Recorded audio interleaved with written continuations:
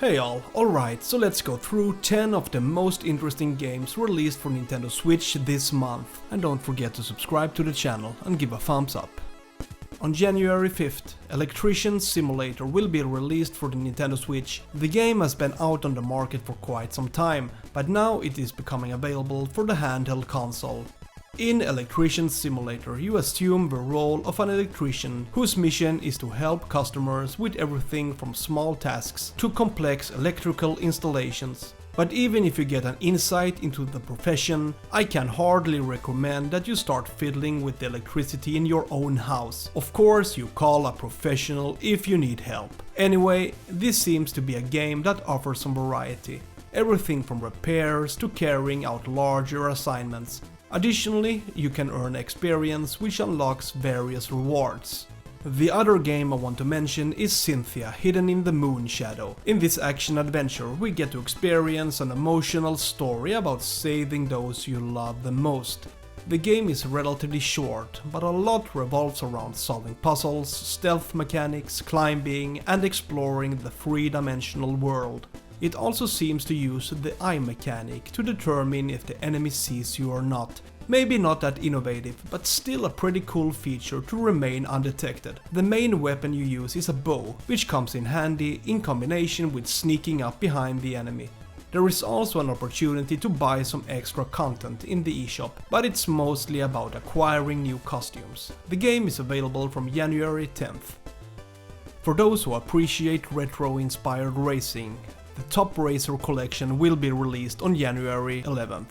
This package contains, from what I understand, 3 classic games: Top Racer 2 and Top Racer 3000. But this edition comes with a number of new features. For example, there is a global ranking system where you can compete against people from all over the world. The game also includes campaign mode, custom cup mode and time attack. So it seems that you can race in different ways, which I see as positive. But you can also choose online multiplayer, which is perhaps the coolest feature.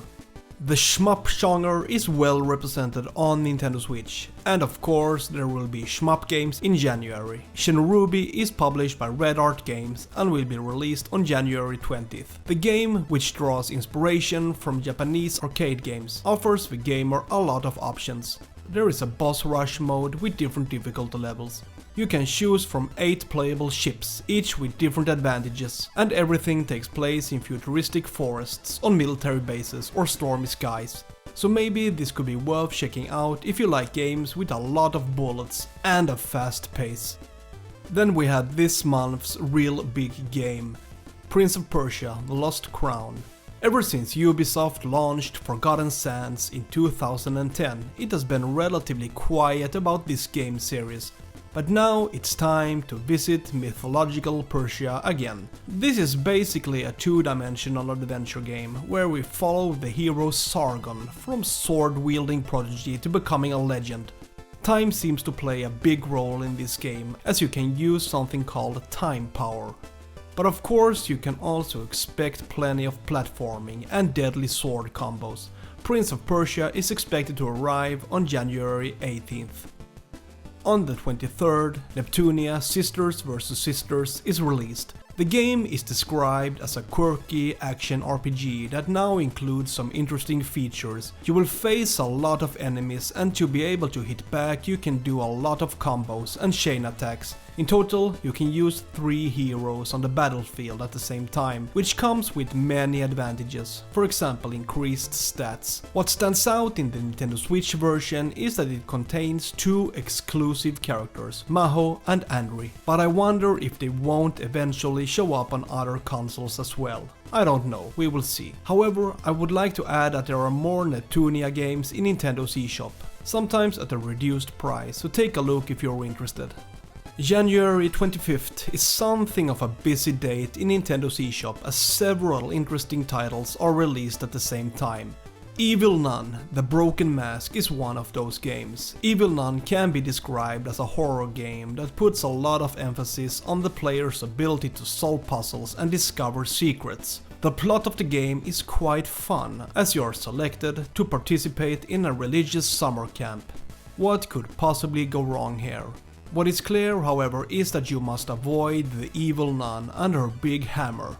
But you can choose between fighting or sneaking away, all to avoid potential dangers. So if you like the combination of terrifying nuns, religious summer camps and puzzles, then this might be worth checking out.